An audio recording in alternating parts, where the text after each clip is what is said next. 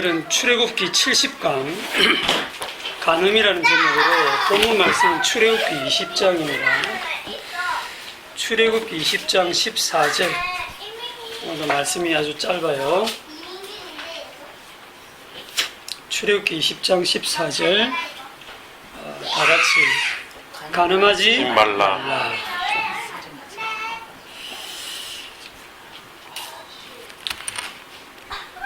우리가 이 찬송을 부르다 보면 가사 속에 좀 비복음적인 내용들이 느껴지죠. 네. 그렇더라도 믿음으로 크게 부르세요. 왜냐하면 심지어 성경 말씀조차도 율법적으로 기록되어 있거든요. 복음적으로 기록되어 있는 게 아니고 전체가 법으로 쫙 기록이 되어 있습니다. 그래서 이 정말 복음이 이렇게 감추어져 있는 그런 형태거든요.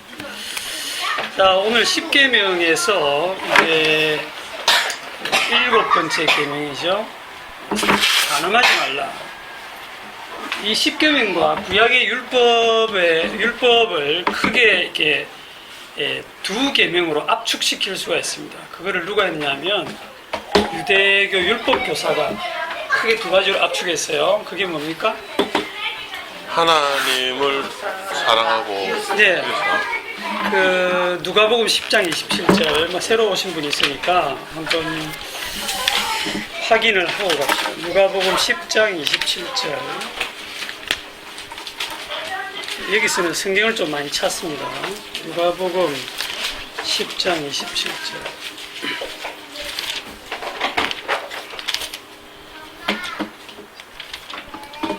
어떤 율법 25절부터 제가 읽을게요. 어떤 율법 교사가 일어나 예수를 시험하여 이르되 선생님, 내가 무엇을 하여야 영생을 얻으리까? 예수께서 이르시되 율법에 무엇이라 기록되었으며 네가 어떻게 읽느냐? 대답하여 이르되 내 마음을 다하고 목숨을 다하고 힘을 다하며 뜻을 다하여 주 너희의 하나님을 사랑하고 또한 내 이웃을 내 자신같이 사랑하라 하셨나이다. 예수께서 이르시되 네 대답이 옳도다. 이를 행하라. 그리하면 살리라. 그래서 이 율법 교사가 율법을 크게 두 가지로 나눴죠. 뭡니까? 하나님 사랑하고 이웃 사랑으로. 그 구약의 전체 그 많은 율법을 이 율법 교사 그래도 어마어마하게 연구를 해서 보니까 크게 이렇게 두 가지로 압축이 된다는 거예요. 이거는 오늘날 지금까지 수천 년간 인간들이 성경을 해석하면서 최고 수준이 딱 여기까지입니다. 오늘날 신학도 계명을 이렇게 딱 나누고 있어요. 그래서 이 율법 교사는 자기는 하나님 사랑을 잘했는데 이웃 사랑을 하려고 하는 이웃이 누군지 모르겠다 하고 지난주에 이제 이웃에 대해서 얘기를 했었죠. 그러면서 자기가 이웃만 잘 알면 오늘날 우리도 마찬가지예요. 이웃이 누군지만 알면 그 이웃을 도와줄 수 있는 착한 사마리아 사람이 내가 되려고 하죠. 그러나 우리는 누군가를 도와줄 수 있는 이웃이 될 자격이 없어요. 우리 자신이. 왜 그러냐 하면 우리는 태어날 때부터 첫 아담 안에서 마귀에 의해서 죽음의 세계에 갇혀버린 그 첫 아담 안에서 태어나기 때문에 이미 우리는 모두 다 강도 만난 자로 태어나는 거예요. 그래서 우리에게는 이웃이 없어요. 하나님도 이웃이 안 되고 우리한테 마귀도 이웃이 안 돼요.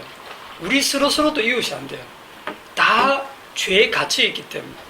우리의 유일한 이웃이 누구죠? 우리의 유일한 이웃은 하나님이신데 육신을 입고 이 땅에 오신 우리 사람이 되신 예수 그리스도, 그분이 하나님과 사람 사이의 중보자 되시면서 우리의 유일한 이웃으로 오신 거예요. 그래서 그 이웃을 사랑해야 되는 거거든요.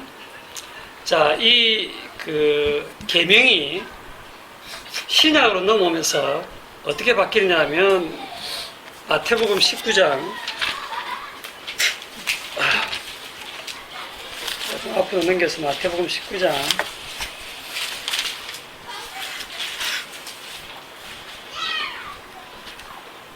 16절, 아까 누가복음과 비슷한 구절이에요. 16절에 어떤 사람이 주께 와서 이르되 선생님 내가 무슨 선한 일을 하여야 영생을 얻으리까? 사람들의 관심은 자기가 영생 얻는 것, 구원받는 데만 관심이 있습니다. 우리도 마찬가지죠. 예수께서 대답하여 이르시되 어찌하여 선한 일을 내게 묻느냐? 선한 이는 오직 한 분이시니라. 네가 생명에 들어가려면 계명들을 지키라. 계명을 지키라 이렇게 하니까 이르되 어느 계명이오니까? 예수께서 이르시되 살인하지 말라, 간음하지 말라, 도둑질 하지 말라, 거짓 증언하지 말라, 내 부모를 공경하라, 내 이웃을 내 자신같이 사랑하라 하신 것이니라. 그 청년이 이르되 이 모든 것을 내가 지켰사오니 아직도 무엇이 부족하니까?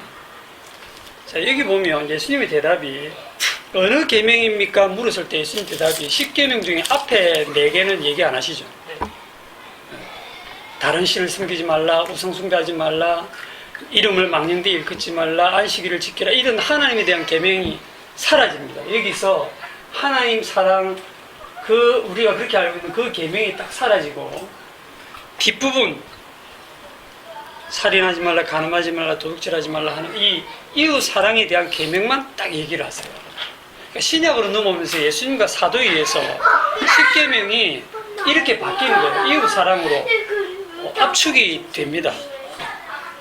이걸 행하라 그리하면 영생에 들어가리라 이래 돼 있거든요. 우리는 이런 생각 안 드세요? 왜 예수님이 우리가 영생을 얻을 때 계명 지키면 됩니까? 계명 지키면 됩니까 우리가? 계명 지켜서 영생 들어갈 사람이 없죠? 그런데 왜 예수님이 계명을 지키라고 할까요? 계명은 아니고 말을 믿으라고 이렇게 하시면 우리가 좀 더 이해가 쉬울 텐데 계명 지켜라. 저는 어릴 때부터 이거 다 지켰는데요. 뭐가 부족합니까? 그러니까 그래 온전하게 되려면 이 소유를 다 팔아서 가난한 자에게 주고 나를 따르라. 이 새로운 계명을 또 주셨죠.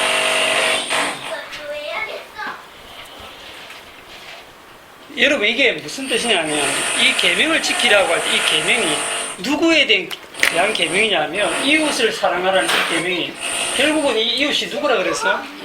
예수님이죠. 그러면 답이 나오는 거지. 예수님을 사랑하라는 거예요. 최종적으로. 그런데 예수님을 사랑하지 않습니다. 인간들은 전부 다 자기만 사랑하지. 자, 그래서 계명이 이렇게 하나님 사랑, 이웃 사랑이 신약으로 오면서 이웃 사랑으로 딱 바뀌게 돼요. 자, 10계명을 한번 쭉 정리를 해보면 앞에 건 아시니까 여기 5번째 계명 부모 공경, 6번째가 살인하지 말라, 7번째가 간음하지 말라, 8번째가 도둑질하지 말라, 9번째가 거짓 증거하지 말라, 10번째가 탐내지 말라. 이렇게 이제 되어 있는데 오늘 저렇게 또 공사를 하시네. 예수님께서 요한복음 8장 44절에 너희 아비는 마귀다 하면서 하신 말씀이 보면 너희는 너희 아비 마귀에게서 났으니 너희 아비의 욕심대로 행하고자 하느니라. 한번 찾아봅시다. 요한복음 8장 44절. 성경을 자꾸 이렇게 보셔야 돼요. 요한복음 8장 44절.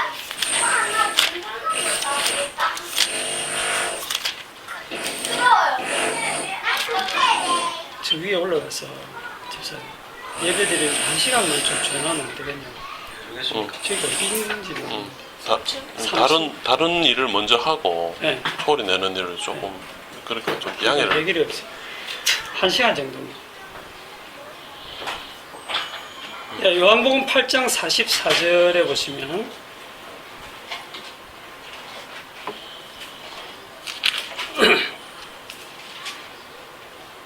너희는 너희 아비 마귀에게서 났으니 너희 아비의 욕심대로 너희도 행하고자 하느니라. 그는 처음부터 살인한 자요 진리가 그 속에 없으므로 진리에 서지 못하고 거짓을 말할 때마다 제 것으로 말하는 이는 그가 거짓말쟁이요 거짓의 아비가 되었습니다.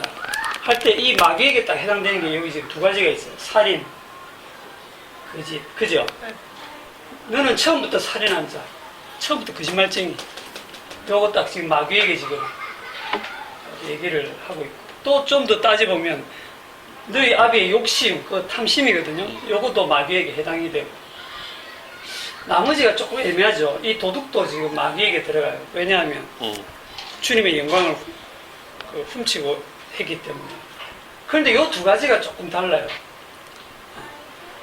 마귀를 향해서 너는 처음부터 부모 공경 안 한 자고 너는 처음부터 가늠한 자다 이런 얘기는 안 하죠. 왜 그럴까요?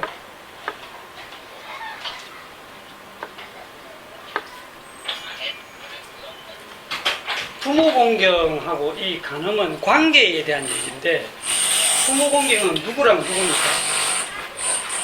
아버지와 아들이죠. 아버지와 아들 관계이고, 간음은 남편과 아내의 관계 속에서 일어나는 거죠. 그죠? 그런데 이 아버지와 아들, 남편과 아내 할 때, 사실은 아버지가 누구, 아들이 누굽니까? 아버지는 하나님 아버지고, 아들은 예수 그리스도잖아요. 그죠? 그 아들 속에 이제 우리를 양자로 집어 넣잖아. 그죠? 요거는 예수님과 그렇죠. 남편과 아내는 예수 그리스도와 우리 교회된 우리를 얘기하는 거잖아요. 그죠? 이게 지금 마귀한테 왜 처음에 적용 안 하냐면, 마귀가 아버지 자리를 차지하려고 하고, 주의 자리. 마귀가 남편 자리를 차지하려고 하기 때문에, 그렇게는 얘기를 안 하는 거예요. 그리고 마귀는 아들 될 자격도 없고 애초부터 그리스도의 아내 될 자격도 없는 그런 위치니까 그렇게 얘기를 하는 겁니다.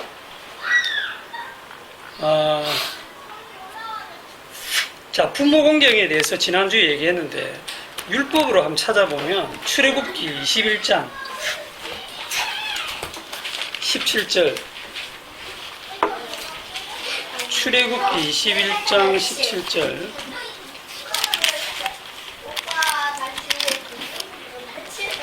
다 같이 시작. 자기의 아버지나 어머니를 저주하는 자는 반드시 죽일지니라. 예. 자기 아버지와 어머니를 저주하는 자는 반드시 죽일지니라. 이게 율법입니다. 이 법대로 시행을 해야 됩니다. 이게 하나님의 말씀이고. 그래서 이걸 보면 이 부모를 공경하라는 법을 이제 좀 더 구체적으로 이렇게 써놓은 건데, 이 땅에서의 부모 자식 관계를 얘기하는 것 같죠. 딱 그렇게 돼 있어요. 그런데 이게 원래는 그게 아니고 구약은 그림자고 모형이기 때문에 요대로 실천을 했다고 해도 그거는 뭐다? 구약의 율법대로 부모 공경을 하는 거기에만 머물러 있으면 그게 뭐라 그랬죠? 내가 저번에 한번 얘기했죠. 지옥 갈 부모 공경이라고. 율법대로 아무리 해도 지옥을 간다 그런 얘기를 했어요. 그러니까 부모 공경이라고 하는 이 개명이, 이 계시가 무엇을 말하는지 그 실체는 사실 아무도 몰랐다 이런 거예요. 언제까지 몰랐어요?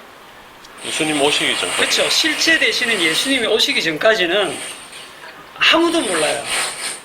왜냐하면 진짜 아버지와 진짜 아들은 그동안 감추어져 있었고 숨겨져 있었기 때문에 아무도 모르는 겁니다.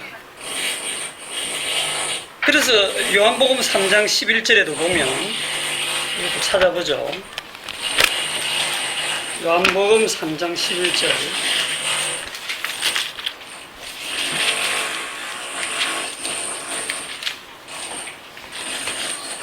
일하는 사람이 뭐라고 그래? 주인 아주머니가 안 된대? 자기네들 요 시간에 해야죠. 한 시간만 좀 아니, 뭐 다른 일 하고. 교회 다니는 바빠잖아. 사람들인데 그걸 모르니? 자기네들 알고 있는데 시간이 다 끝냈다. 이해가 안 돼. 요한복음 3장 11절. 다 같이 시작. 진실로 진실로 내게 이르노니 우리는 아는 것을 말하고 본 것을 증언하노라. 그러나 너희가 우리의 증언을 받지 아니하는도다. 이 말씀을 하시는 분이 지금 예수님이 니고데모에게 얘기하시는 거예요. 예수님 홀로 니고데모에게 말씀하시면서 진실로 진실로 네게 이르노니 우리는 이라고 얘기를 하고 있어요. 우리는 아는 것을 말하고 본 것을 증언하노라. 그러니까 너희들은 아는 것도 없고 본 것도 없다 이런 얘기고, 그러나 너희가 우리의 증언을 받지 아니하는도다. 여기 우리가 누구라고 했어요? 아버지와 아들이에요. 이 아버지와 아들은요, 두 분밖에 몰라요. 이 우리는 완전히 우리는 이 우리를 전혀 몰라요. 왜냐하면 아버지와 아들 사이에만 서로 아는 우리이기 때문에 진짜 일방적이죠. 이래 되면.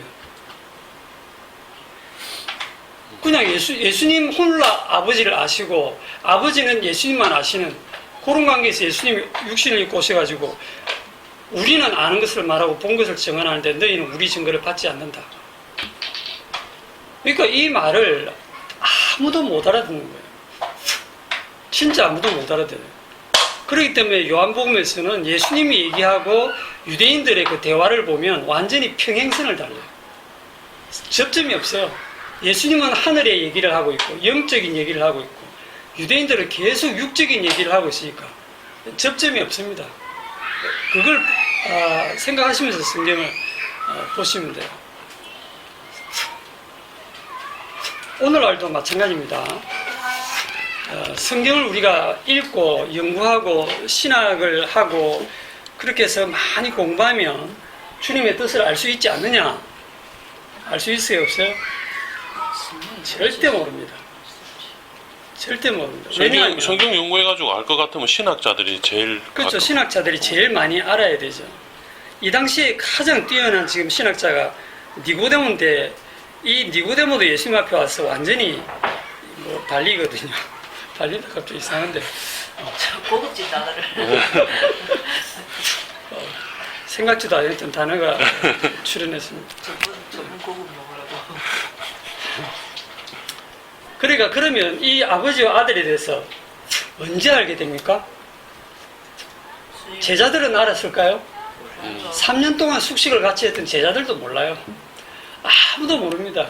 언제 알게 됩니까? 성령이 오셔서 그렇죠. 오순절 성령 강림 이후에 하나님의 영이 오셔서 그 하나님의 속사정은 하나님의 영 외에는 아무도 알지 못한다고 고린도서에 말씀하신 것처럼 성령이 오셔서 깨우쳐주지 않으면 죽었다 깨어나도 알 수가 없어요. 자, 그러면 이제 제가 이렇게 가르치는 것도 제가 예를 들어서 굉장히 잘 풀어서 가르쳤다고 칩시다. 그러면 여러분들이 다 깨닫고 알아듣습니까? 아니요. 전혀 그렇지 않습니다. 제가 가르쳐서 깨닫는 게 아니고 이런 속에서 성령께서 친히 깨닫게 하세요. 성령이 깨닫게 하는 사람만 깨달아요. 아니면 무슨 얘기인지를 사실 못 알아듣고 잘못 오해를 다 하게 돼 있습니다. 그래서 이 성령이 오시기 전까지는 예수님이 오셔가지고 아버지와 아들을 계시해 주기 전까지는 인간편에서 아무리 성경을 깊게 연구하고 수천 년을 연구해서 나온 그 연구 결과로서의 하나님 아버지는 다 가짜죠. 다 가짜죠. 왜냐하면 하나님 아버지는 예수님밖에 모르니까. 구약성경 백날 연구에서 나오는 여호와 하나님이 우리 아버지라고 유대인들이 그렇게 철석같이 믿고 있는데 그 유대인들 향해서 예수님이 뭐라고 한다고요? 너희 아비는 마귀다. 그렇죠. 아니야, 너희 아비는 마귀다 이렇게 부르는 거예요. 기가 막힐 노릇이죠. 얘기가 좀 길어졌는데 아버지와 아들 이 부모 공경은 예수님이 오심으로 말미암아서 이제 밝혀지고 규정되어진다라고 하는 것이고, 그러면 진짜 아버지와 진짜 아들이 누구냐? 진짜 아버지는 십자가에 자기 아들을 죽도록 내어주는 그 아버지가 진짜 아버지고, 진짜 아들은 그 아버지의 뜻을 따라서 십자가에 죽기까지 순종하시는 그 아들이 진짜 아들이고, 그 관계 속에서 십자가를 지심으로 부모 공경이 완성이 되죠. 그걸 보면서 그걸 이제 부모 공경이라 그래요. 그러면 그걸 딱 보면서 우리는 뭘 알아야 되냐면 우리도 따라해야지가 아니고 우리는 그걸 따라할 수가 없어요. 아, 그래서 우리는 다 가짜구나 이렇게 알아야 돼요. 우리는 다 가짜 아들이었구나. 우리는 이때까지 가짜 하나님을 알고 있었구나. 예수님만이 진짜 아들이고 예수님의 아버지가 진짜 아버지 하나님이구나. 그럴 때 그 예수님이 보내신 성령이 우리에게 임함으로 말미암아 그걸 깨달아요. 뭘 깨닫냐면 내가 가짜구나를 깨닫는 거예요. 나는 가짜 아들이구나. 그런데 그 가짜 아들 속에 진짜 하나님의 아들의 영이 들어오셔가지고 아바 아버지라고 부르짖게 만들므로써 진짜 부모 공경 속으로 우리를 편입시켜 주는 거예요. 우리는 이때까지 엉터리로 다 했는데. 그 다음에 오늘 7계명 간음에 대해서도 찾아보시면 구약의 레위기 20장 10절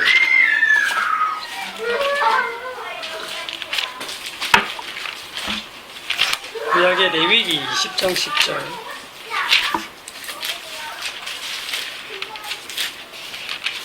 찾아냈어. 20장 10절 다 같이 시작.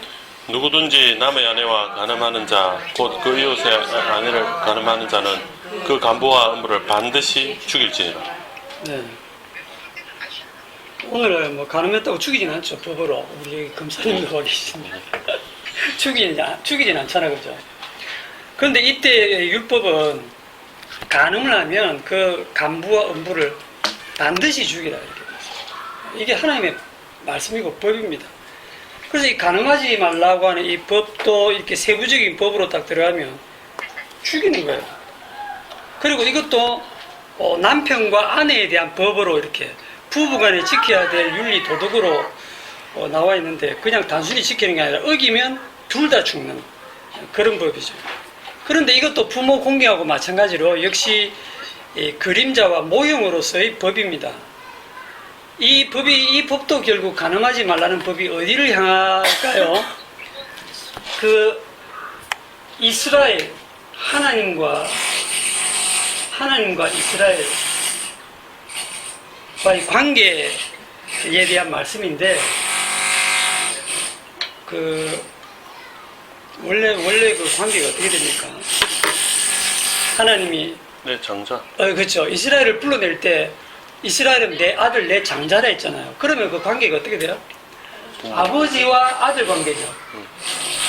그런데 갑자기 간음하지 말라고 하면 남편과 아내 관계를 얘기하고 있는 건데 그게 예레미야 31장에 있습니다. 예레미야 31장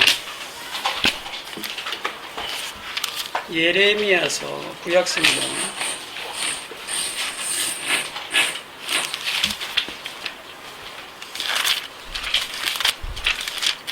예레미야 31장 31절 이게 이제 새 언약에 대한 얘기를 하시면서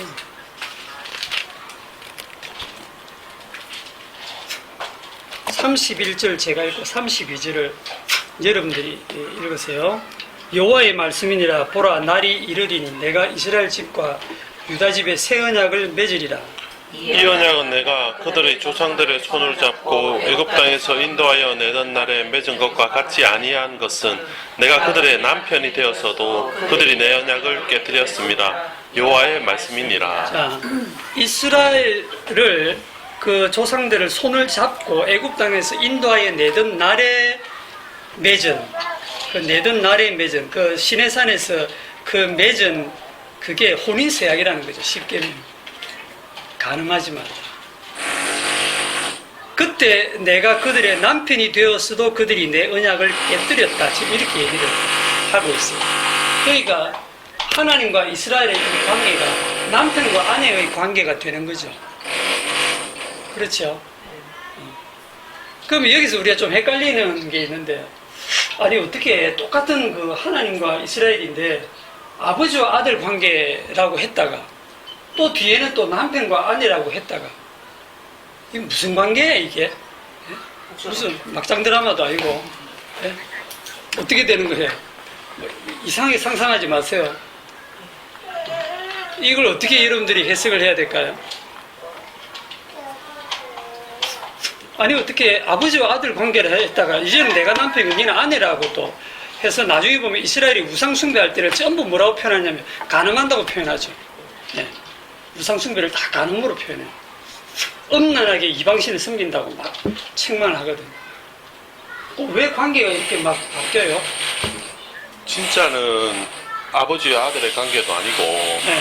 남편과 아내의 관계도 아닌 건데 하나님과 그리고 또 이스라엘의 관계, 그러니까 그 관계가 사람들이 알고 있는 게 아버지와 아들, 남편의 아내니까 그걸로 그냥 똑같은 말인데 부모 공경이나 간음도 그걸 그냥 그렇게 설명을 하시려고 그렇죠. 이 땅에 있는 걸로 설명을 그렇죠. 이 하시니까. 땅에 하나님께서 우리들을 이런 가족 관계를 해가지고 부모 자식 관계를 만들고 부부 관계를 만들고 다 하시잖아요.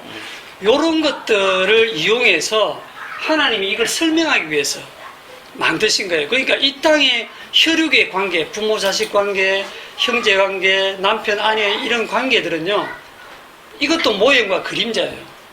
요거 요대로 천국 가는 거 아닙니다. 이 땅의 임시적인 관계예요. 임시적으로. 무엇을 설명하기 위해서? 하나님과 우리와의 관계를 설명하기 위해서 만들어 놓은 임시적인 그런 관계예요. 그래서 천국에 들어갈 때는 이 땅에서의 모든 혈통과 육적인 관계가 다 깨어지고 전혀 새로운 관계 속으로 들어가요. 전혀 새로운 관계 속. 그걸 알지 못하고 아, 천국 갈 때 내 마누라는 못 가면 어떡하나. 물론 마누라가 사이가 안 좋은 사람은 괜찮을 수도 있겠지만 아니 우리 자식이 천국 못 가면 어떡하나. 그러면 그게 천국이겠냐. 이런 걱정하는 거는 천국을 전혀 이해를 못 하시는 거예요.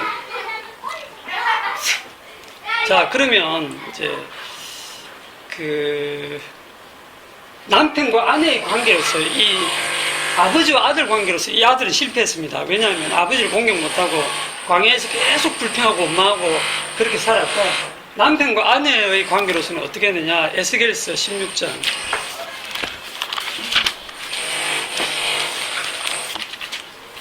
에스겔서 16장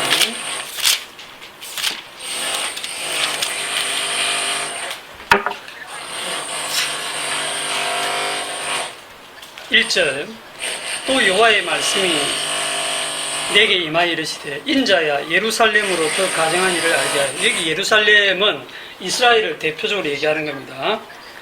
이르기를 주 여호와께서 예루살렘에 관하여 이같이 말씀하시되 네 근본과 난 땅은 가나안이요 네 아버지는 아모리 사람이요 네 어머니는 헷 사람이라. 네가 난 것을 말하건대 네가 날 때에 네 배꼽줄을 자르지 아니하였고 너를 물로 씻어 정결하게 하지 아니하였고 네게 소금을 뿌리지 아니하였고 너를 강보로 싸지도 아니하였나니 아무도 너를 돌보아 이 중에 한 가지라도 네게 행하여 너를 불쌍히 여긴 자가 없었으므로 네가 나던 날에 네 몸이 천하게 여기져 네가 들에 버려졌었느니라. 내가 네 곁으로 지나갈 때 네가 피투성이가 되어 발짓하는 것을 보고 네게 이르기를 너는 피투성이라도 살아있으라. 다시 이르되 너는 피투성이라도 살아있으라 하고. 굉장히 길기 때문에 제가 생략하겠습니다. 무슨 얘기냐면 너 이스라엘, 예루살렘, 너 이스라엘이 너 처음 근본으로 난 데가 어딘지 아느냐? 너 진짜 근본도 없는 놈이다, 이런 뜻이에요. 이게 네 근본과 난 땅은 가나안이요 네 아버지는 아모리 사람 네 어머니는 헷 사람, 이방이죠. 네가 선택된 민족이라고 말하지만 너는 처음에 그냥 이방이었다. 진짜 천하고 그 근본도 없는 그런 거였는데 네가 처음 났을 때 들판에 버려져 가지고 아무도 불쌍히 여기지 않는 그런 처지에 그냥 갓난 아이처럼 있었다라는 거고요. 그거를 지나가다가 그 피투성이 된 아이를 보고 불쌍히 여겨서 하나님이 그를 데리고 와서 씻기고 이렇게 돌보고 키우고 그 다음에 옷을 입히고 이렇게 했는데 예쁜 여자로 자라는 거예요.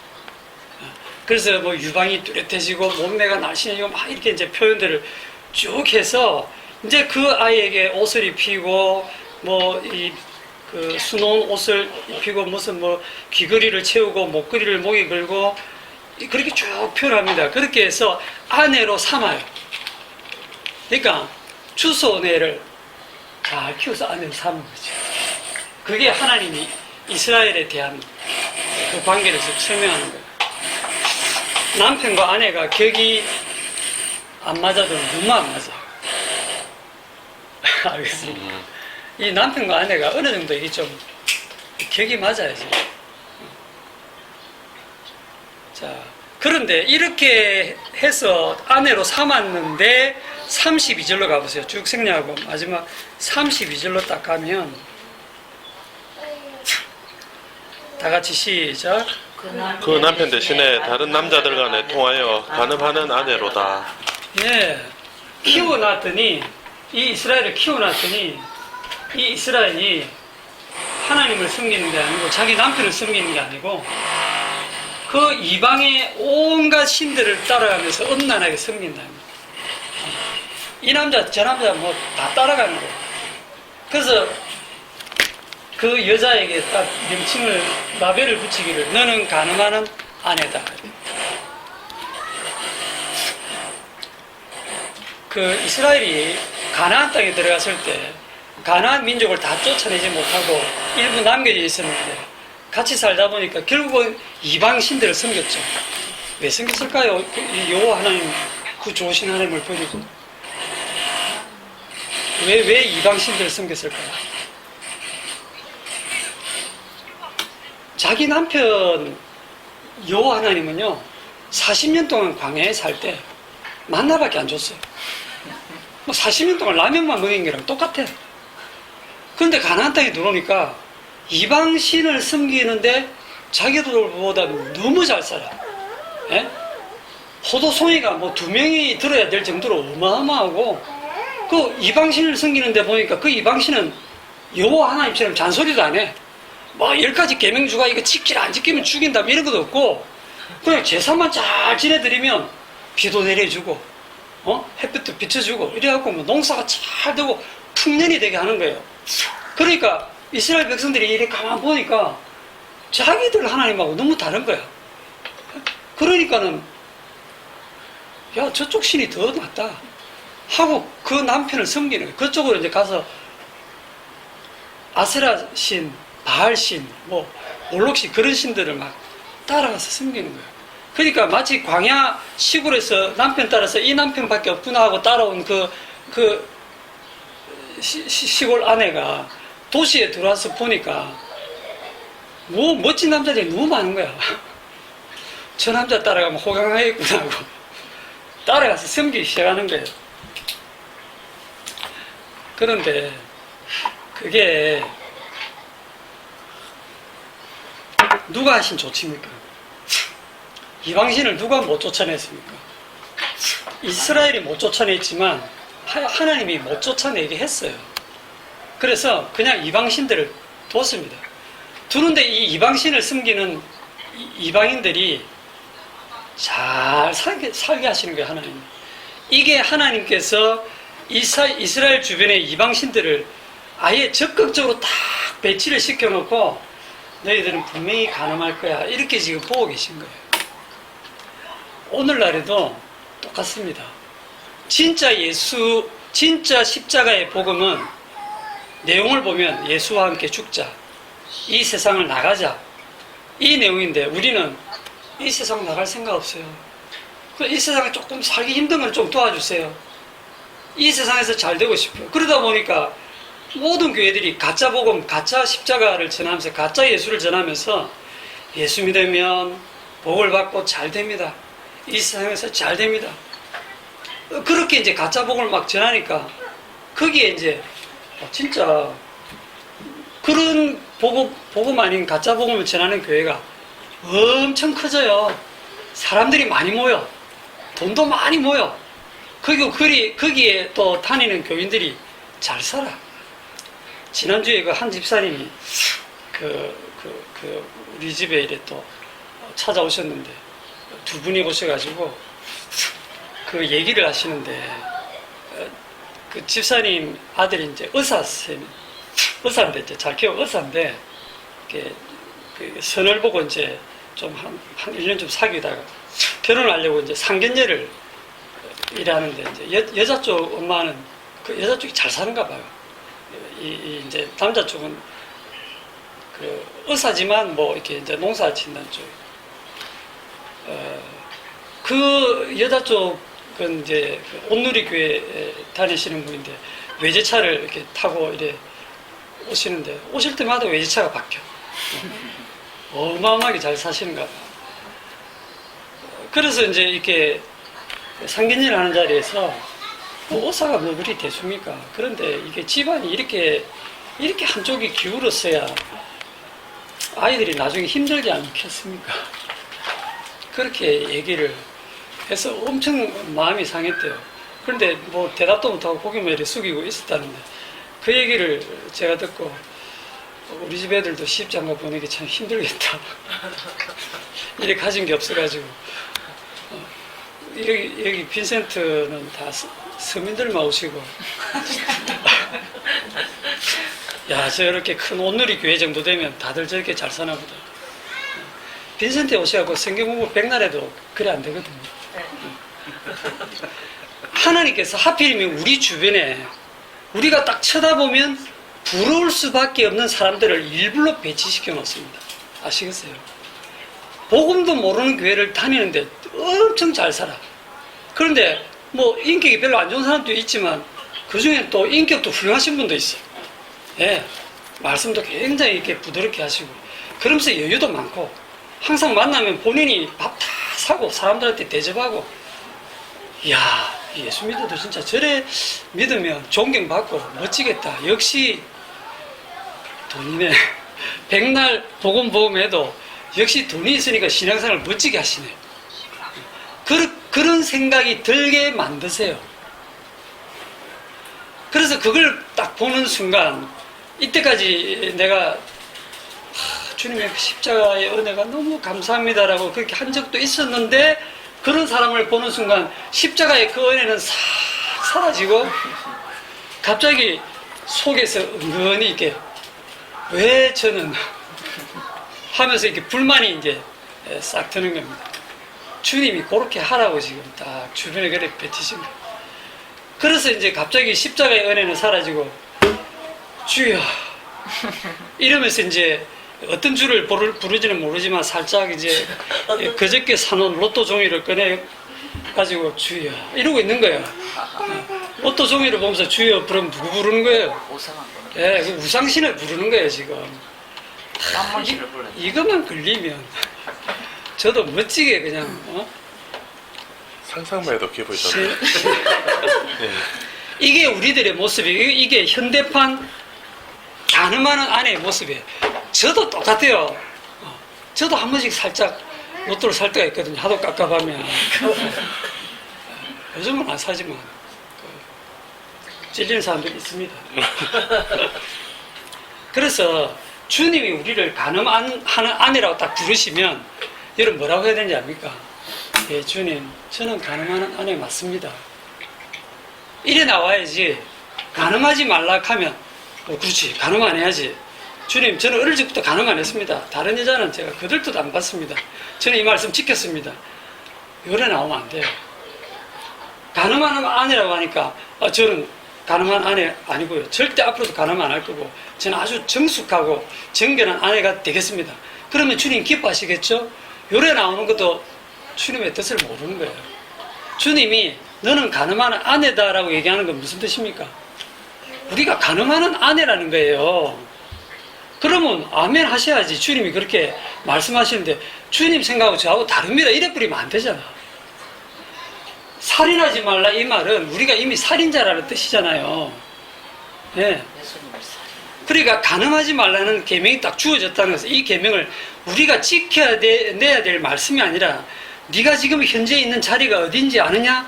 네가 살인하는 자의 자리에 앉아 있고 가늠하는 자리에 앉아 있다라는 우리의 현재 자리를 규정해 주시는 거예요. 우리 현재 자리를 네 자신이 지금 있는 자리가 어디냐를 얘기해 주는 거예요. 새삼스럽게 제가 이 마음을 고치고 제가 가늠하는 그런 마음도 다 버리고 정숙한 아내가 되겠다고 자기가 변해보겠다고 그렇게 나서라는 뜻이 아닙니다. 이렇게 얘기하면 여러분들 그럼 어쩌라고 그냥 살아? 그런데 그 자리에 그냥 그대로 살면 어떻게 되겠습니까? 여러분 자리가 바뀌지 않고 그냥 그 자리에 살면 어떻게 되는지 이제 요한계시록에 21장 요한계시록 21장 8절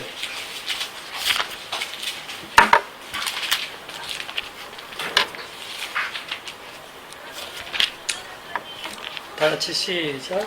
그러나 두려워하는 자들과 믿지 아니하는 자들과 흉악한 자들과 살인자들과 음행하는 자들과 점수를 군 자들과 우상 숭배자들과 거짓말하는 모든 자들은 불과 유황으로 타는 못에 던져지리니 이것이 둘째 사망이라. 아멘. 예, 둘째 사망이 진짜 사망이거든요.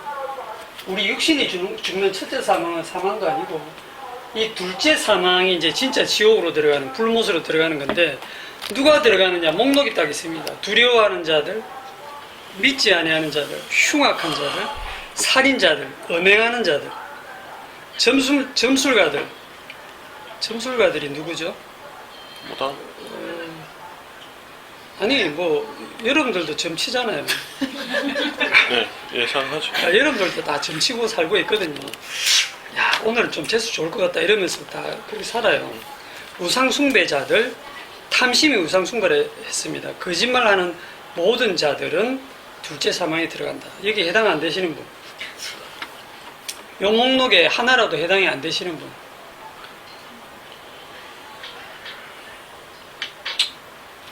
없죠? 아이고. 둘째 사망에 들어가게 네. 돼 있습니다. 이걸 보면서 지금 두려워하거든요. 이걸 문자적으로 보고. 자, 바로 그 다음에 어디를 보냐면 20장 11절 20장 11절을 봅니다. 바로 그 위에 또 내가 크고 흰 보좌와 그 위에 앉으신 이를 보니 하늘과 땅과 하늘이 그 앞에서 피하여 간되었더라. 또 내가 보니 죽은 자들이 큰 자나 작은 자나 그 보좌 앞에 서 있는데 책들이 펴있고 또 다른 책이 펴졌으니 곧 생명책이라. 죽은 자들이 자기 행위를 따라 책들에 기록된 대로 심판을 받으니, 최후의 심판에 대한 지금 그림인데 책들에 펴진 대로 심판을 받습니다. 그래서 자기 행위를 따라 심판을 받는데 그 행위가 아까 얘기했던 살인자, 흉악한 자, 음행하는 자, 점술가, 우상숭배, 거짓말, 믿지 않는 자들, 이런 자들이 다 행위대로 심판받아서 불못에 들어간다는 얘기고, 13절 바다가 그 가운데서 죽은 자들을 내주고 또 사망과 음부도 그 가운데서 죽은 자들을 내주며 각 사람이 자기 행위대로 심판을 받고 사망과 음부도 불못에 던져지니 이것이 둘째 사망 곧 불못이라. 15절 다 같이 누구든지 생명책에 기록되지 못한 자는 불못에 던져지더라. 갑자기 이 구절이 하나 딱 들어가 있죠. 누구든지 생명책에 기록되지 못한 자는 불못에 던져지더라.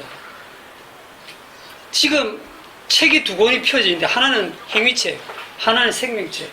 행위책에 우리의 일평생의 행위가 딱 기록이 돼 있어요. 그 행위대로 심판받으면 반드시 둘째 사망에 들어가요. 그런데 책이 하나 더 있네요.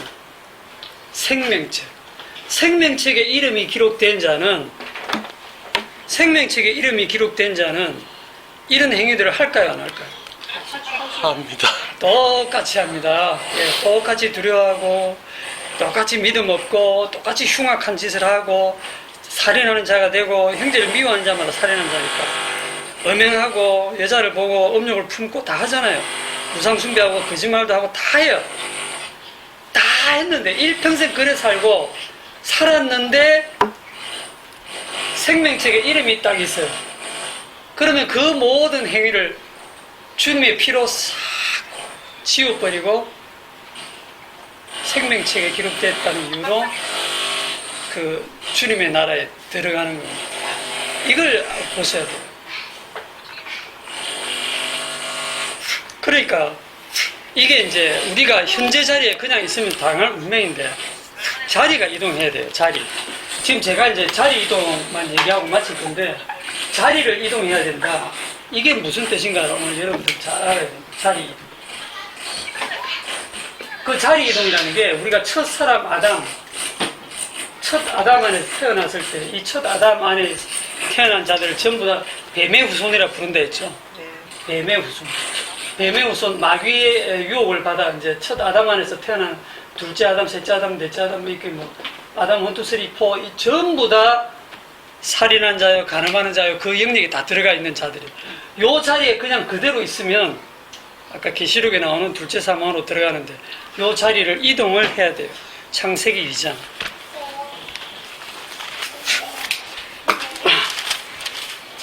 창세기 2장 21절.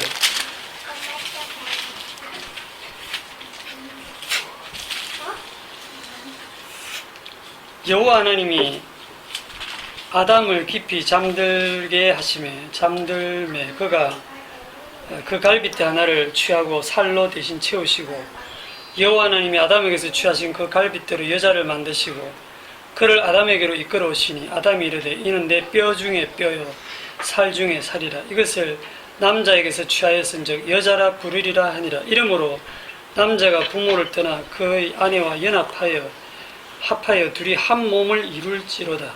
아담과 그의 아내 두 사람이 벌거벗었으나 부끄러워하지 아니하니라. 자리 이동 얘기하면서 지금 뜬금없는 구절을 갖다 대는 것 같죠? 여기 보면 하나님이 아담을 만드시고 여자를 따로 만드는 게 아니라 아담을 잠들게 했다. 잠드는 것은 죽는다. 죽은 상태예요. 그 아담의 죽음에서 여자를 만들어내서 다시 아담을 깨워서 여자를 데려오니까 아담이 외치기를 이는 내 뼈 중에 뼈요 내 살 중에 살이다. 쉬운 말로 하면 너는 나네 이거예요. 나네? 너는 나네? 이런 뜻이에요. 내 뼈 중에 뼈 내 살 중에 살이다. 이것을 남자에게서 취해서 여자라 부르리라. 하나예요. 그래서 이름으로 남자가 부모를 떠나 그 아내와 합하여 한 몸을 이룰지로다. 한 몸. 네. 이게 한 몸을 이룬다. 그 한 몸을 이룬 증거가 뭐냐? 마지막 절이죠. 아담과 그 아내 두 사람이 벌거벗었으나 부끄러워하지 않으니라. 자기 몸 보고 아무도 주변에 없는데 부끄러워하는 사람이 있습니까? 지 혼자 보고 아이고 부끄러워 이런 사람 없잖아요. 누가 나타나면 부끄럽지. 그것도 우리가 선악과 먹고 난 후에 느끼는 감정이고. 그런데 3장에 가서 선악과 먹고 나타나는 반응이 뭐예요? 선악과 먹고 나타나는 반응이 뭡니까? 눈이 밝아져서 제일 먼저 나타나는 증상이 아이고 부끄러워라고 가리죠. 가린다라고 하는 얘기는요, 지금 남자와 아내가 있는데 딱 서로 가린다는 것은 몸이 달라졌다는 거예요. 다른 몸이 됐다는 거, 한 몸이 아니라 다른 몸이라는 걸 지금 인식하기 시작했던 겁니다. 한 몸이 아니고 다른 몸이라는 걸 느꼈다는 거예요. 그래서 이게 다른 몸이 되어 버렸는데, 우리 결혼식에 가보면 이 구절 굉장히 많이 인용하잖아요. 그죠? 많이 인용해요. 그래서 남자가 부모를 떠나 아내와 아빠의 한 몸을 이룬다 할 때 그 한 몸을 우리는 그냥 뭐 이렇게 무슨 잠자리를 같이 하고 그런 걸로 상상하지만 그거 아닙니다. 한 몸이라는 것은 그야말로 남편이 아프면 아내도 아프고, 예? 제가 저번에 비유를 했죠.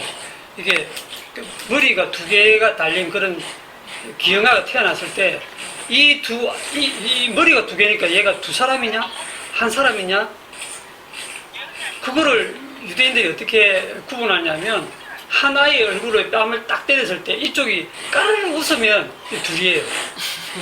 요 딱 때렸는데 얘가 같이 아파하면 한 몸이라는 거예요. 그 두 분은 한 몸이세요? 따로 끌? 저기 그 애기 낳으러 이렇게 그 산부인과 갔을 때 지금 막 이게 진통이 오면서 배가 아파 죽겠는데 남편은 한참 거기 보다가 배고파라. 여보 나 잠깐 밥 먹고 올게. 야 나는 배 아파 죽겠는데 니는 배가 고프냐. 이게 지금 딴 몸이거든요. 이거는요 어쩔 수가 없어요. 다른 몸입니다. 우리는 지금 아담 안에서 태어나는 순간 전부 다른 몸이에요. 자기 몸 밖에 모릅니다. 네. 결혼해 사는 것도 나한테 도움이 되니까 서로 주고받고 기브 앤 테이크로 이렇게 합의를 보면서 살아가는 거지 한 몸 아니에요. 두 몸입니다. 아멘. 그러니까 이게 적용이 안 돼요. 신약으로 가봅시다. 에베소서 5장. 그러니까 이거 처음부터 우리는 두 몸이구나 하는 거 알면 좀 이해를 하시죠. 저쪽이 배가 고프구나. 갈라디아서 에베소서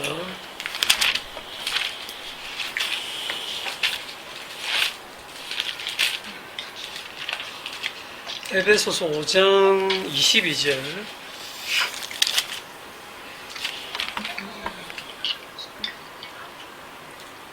자, 여기도 좀 긴데 보겠습니다. 22절. 아내들이여 자기 남편에게 복종하기를 주께 하듯 하라. 이는 남편이 아내의 머리됨이 그리스도께서 교회의 머리됨과 같음이니 그가 바로 몸의 구주시니라. 여기에 굉장히 중요한 단어입니다. 몸의 구주입니다. 구주인데 뭐의 구주? 몸의 구주. 지금 여러분들이 다른 몸이 되어 있다는 거예요. 다른 몸. 이 몸으로는 둘째 사망에 들어갈 수밖에 없다는 겁니다. 이 몸을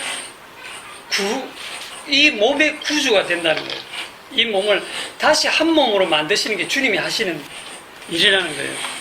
그러므로 교회가 그리스도에게 하듯 아내들도 범사에 자기 남편에게 복종할지니라. 남편들아 아내 사랑하기를 그리스도께서 교회를 사랑하시고 그 교회를 위하여 자신을 주심같이 하라. 이는 곧 물로 씻어 말씀으로 깨끗하게 하사 거룩하게 하시고 자기 앞에 영광스러운 교회로 세우사 티나 주름 잡힌 것이나 이런 것들이 없이 거룩하고 흠이 없게 하려 하심이라. 이와 같이 남편들도 자기 아내 사랑하기를 자기 자신과 같이 할지니 자기 아내를 사랑하는 자는 자기를 사랑하는 것이라. 누구든지 언제나 자기 육체를 미워하지 않고 오직 양육하여 보호하기를 그리스도께서 교회에게 함과 같이 하나니 우리는 그 몸의 지체입니다. 그 몸의 지체입니다. 그러므로 사람이 부모를 떠나 그의 아내와 합하여 그 둘이 한 육체가 될지니 이 비밀이 크도다. 나는 그리스도와 교회에 대하여 말하노라. 지금까지 누구 얘기하고 있다고요? 그리스도. 나는 그리스도와 교회에 대해서 지금 얘기한다. 이 비밀이 크다. 그렇게 지금 얘기하고 있죠. 그래서 이게 그 남편과 아내 얘기를 쭉 하시다가 이게 결국은 그리스도와 교회라고 하는 얘기를 하고 있는데, 그리스도가 신랑이고 예수 그리스도가 남편 되시고 우리 교회를 아내로 이렇게 삼으셨는데,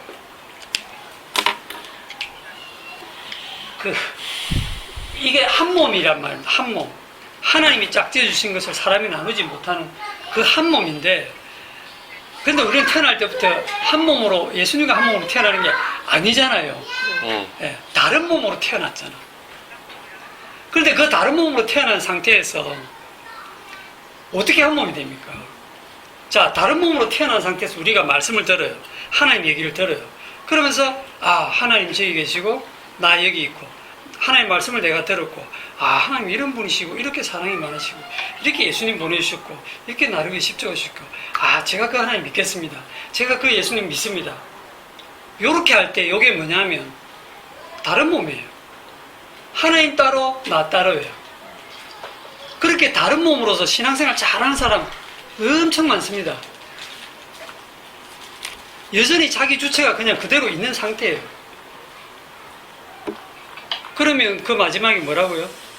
둘째 사망이에요. 네? 아무리 신앙생활을 오래 하고 잘해도 그렇게 자기가 태어났던 그 상태, 다른 몸인 그 상태를 유지하면서 자기 힘으로 하나님을 섬기려고 하는 그런 모든 신앙생활이, 그런 사람들은 뭐 기적을 체험할 수도 있어요. 진짜 은혜를 체험할 수도 있고 헌신을 할 수도 있고 봉사를 할 수도 있고 종교적인 모든 경험을 다 할 수 있어요. 그러나 그 결국은 뭐다? 그냥 둘째 사망이에요. 주님이 마지막에 나는 너를 도무지 알지 못한다 이런 얘기를 듣게 돼요.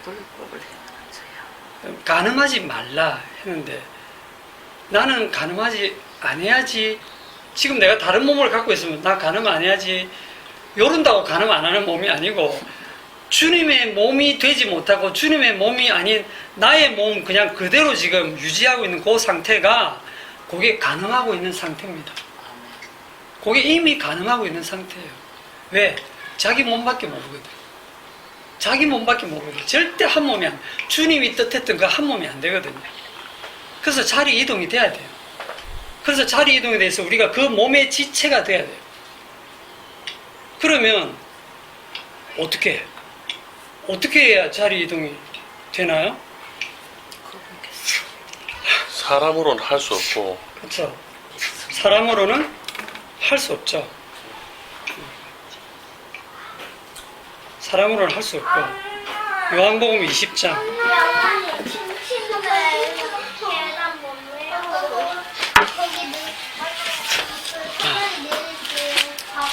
요한복음 20장 시간이 좀 많이 없어서 갑자기 좀 뛰어넘습니다. 요한복음 20장 16절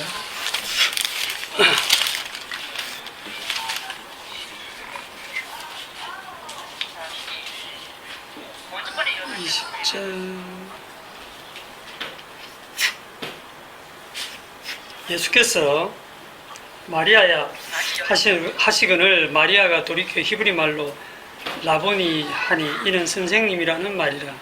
예수께서 이르시되 나를 붙들지 말라. 내가 아직 아버지께로 올라가지 아니하였노라. 너는 내 형제들에게 가서 이르되 내가 내 아버지 곧 너희 아버지 내 하나님 곧 너희 하나님께로 올라간다 하라 하시니 막달라 마리아가 가서 제자들에게 내가 주를 보았다 하고 또 주께서 자기에게 이렇게 말씀하셨다 이르니라. 계속 제가 뜬금없는 구절을 들이대는 것 같죠? 여기 보면 17절에 예수님이 하시는 말씀이 내 형제들이라고 부릅니다. 그 앞에는 내 형제들이라고 부르신 적이 없어요. 내 형제들. 갑자기 주님이 제자들을 내 형제들이라고 부릅니다. 내 형제들. 잘 보세요. 처음에 아버지와 아들 관계다가 남편과 아내 관계다가 지금 갑자기 형제 관계도 또 얘기하고 계시죠. 내 형제들. 누가 내 형제요 자매요 모친이냐. 하늘에 계신 내 아버지 뜻대로 행하는 자가 내 형제요 자매요 모친이다 할 때 그 하늘에 계신 내 아버지 뜻대로 한다고 하는 그게 뭐냐면 그걸 우리가 하는 게 아니고 주님이 십자가에서 다 이루신 거야. 십자가에서 다 이루시자마자 주님이 하시는 말씀이 내 형제들 이렇게 얘기를 하는 거야. 내 형제들. 그래서 내가 내 아버지 이때까지는 내 아버지였어요. 이 내 아버지와 나 사이에 그 우리라는 그 속에 예수님과 아버지 사이에 그 우리라는 속에 우리는 여기 있는 우리는 아무도 못 들어갔어요. 알지도 못하고. 그런데 그 아버지와 아들 사이에 지금 예수님이 뭐라고 하냐면 내 아버지 곧 너희 아버지 이렇게 부르시잖아요. 내 아버지 곧 너희 아버지. 이게 얼마나 놀라운 말씀인지 몰라요. 내 하나님 곧 너희 하나님. 지금까지 너희들이 부르는 하나님 전 마귀였고 전부 엉터리였고 우상이었고 이제 내가 십자가 지고 다 이룬 다음에 모든 걸 완성한 다음에 이제 너희들은 내 형제가 되었다. 내 형제. 그리고 내 아버지, 너희 아버지. 내 하나님, 너희 하나님. 그렇게 해서 아버지와 아들 사이가 하나잖아요. 그래서 요한복음에 보면 예수님이 뭐라고 하시느냐면 내가 아버지 안에 아버지가 내 안에 계신 것 같이 그날에는 너희가 내 안에 내가 너희 안에. 이걸 존재론적으로 생각하면 뭐예요 도대체? 누가 누구 안에 있는 겁니까? 한 몸이죠. 한 몸 된다 이런 얘기입니다. 한 몸. 그 한 몸을 주님이 이루신다는 거예요. 그래서 지금 모든 계명이 마지막에 오면 형제 사랑으로 딱 이 내 형제들 했을 때 요 형제 사랑으로 끝을 딱 맺어버리는 겁니다. 네. 그래서 요한 1서에 있죠 그게. 요한 1서 지난주에도 한번 봤는데 요한 1서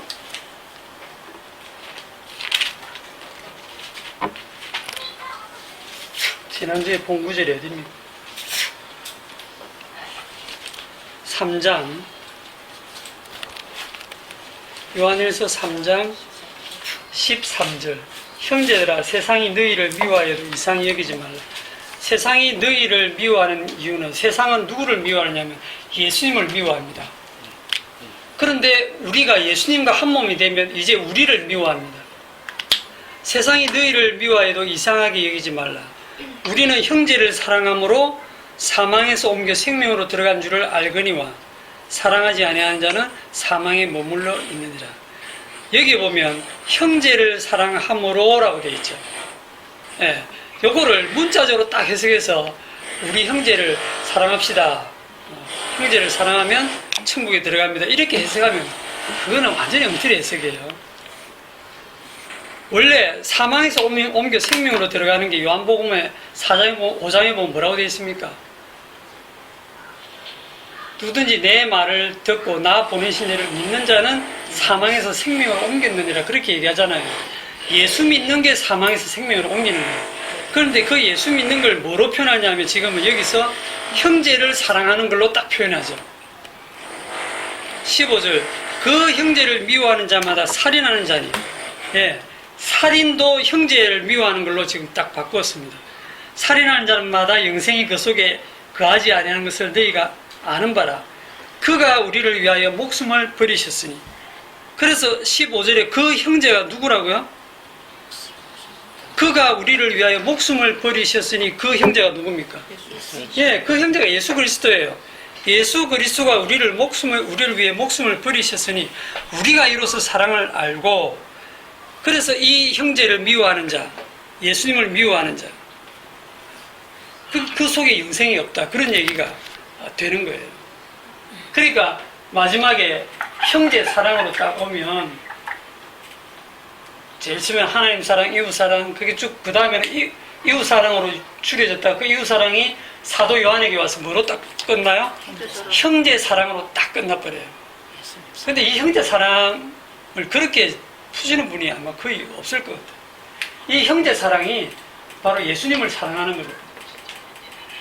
예수님을 사랑하고. 그래서 어떤 구절에 보면 누구든지 주를 사랑하지 않는 자마다 저주를 받을지어다. 그래 돼 있죠. 그런데 이것도 주체가 누구? 주체가 이걸 읽고 있는 사람들이 항상 딱 읽으면 아, 내가 예수님을 사랑해야 되겠구나. 내가 형제를 사랑해야 되겠구나. 그렇게 읽잖아요. 주체가 누구라? 예수님입니다. 내가 예수님을 사랑하는 게 아니에요. 우리는 누구만 사랑한다? 나만 사랑해. 지금은요, 이 육신을 입고 사는 동안은 아직 다른 몸이에요. 근데 다른 몸이면서도 주님이 약속하시기를 너는 그리스도 한 몸이다라는 약속을 주신 거예요. 그 약속 안에서 우리가 살고 있는 현실은 무슨 몸? 다른 몸. 여전히 다른 몸으로 살고 있으니까 내 몸에서는 계속 살인이 나오고 음란이 나오고 거짓이 나오고 도둑질이 나오고 음행이 나오고 그런 거예요. 왜 그러면 그런 몸을 그냥 그대로 지금 이 땅에서 살도록 두시느냐 하면 그 주님이 한 몸 되게 하신 그 주님의 희생이 얼마나 큰가를 살아가면서 절실히 깨달으라고 이 남의 인생을 다른 몸을 갖고 아직 살도록 그렇게 두시는 겁니다. 그래서 이 구절을 여러분들이 읽으시면서도 형제 사랑을 읽으면서 아, 나는 형제 사랑 못하는 자다. 말과 혀로만 사랑하지 말고, 말과 혀로는 할 수 있지만 행함과 진실함으로는 못한다 했죠. 못해요. 우리는 컨디션 좋으면 좀 하는 것 같이 보여요. 근데 내 몸 컨디션 안 좋으면 다 싫어요. 아내도 귀찮고 자식도 그렇게 귀여웠는데 내가 지금 고통스러워 아프면 다 귀찮아요. 진짜 우리 인간은요, 내 몸 중심이고 나밖에 몰라요. 그래서 우리는 죽을 때까지 철저하게 누구만 사랑한다? 나만 사랑해요. 형제 사랑 웃기지 마세요. 예수님 사랑 웃기지 마세요. 나는 누구만 사랑한다? 내만 사랑해요. 그렇게 평생을 살고 나서 우리는 죽을 때 돌아보면 주님, 제 살아온 모든 삶은 죄밖에 없는데요. 그래. 그래서 내가 너를 위해 죽었잖아. 하고 마지막에 주님께서 그 피로 우리 죄를 싹 다 덮어주는 자, 그 자가 생명책에 이름이 기록된 자고, 그렇게 주님이 피로 덮어주는 거 우리 일평생 아무것도 뭐 한 가락으로 죄진 것밖에 없는데 너는 형제를 사랑했고 너는 주님을 사랑했고 너는 흠없고 정결한 그리스도의 신부다라고 주님의 피로 덮어놓고 인정을 해주시는 거예요. 이게 복음입니다. 네, 오늘 여기까지 하겠습니다. 기도합시다.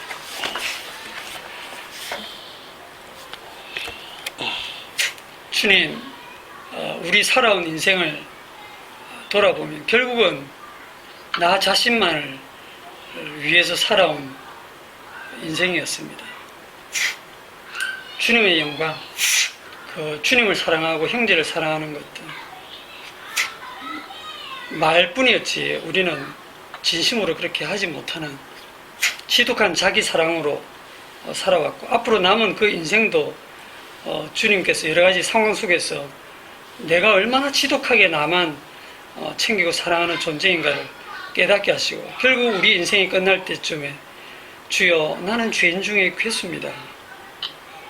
그런 다른 몸을 갖고 있는 우리를 위한 이 몸에 대한 구주 되시는 주님께서 그 피로 그 죄를 다 사하시고 새로운 몸으로 부활하게 하셨어.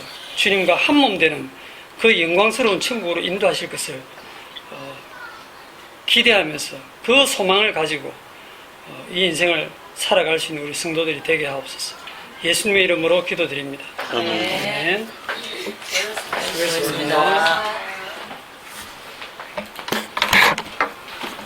교회는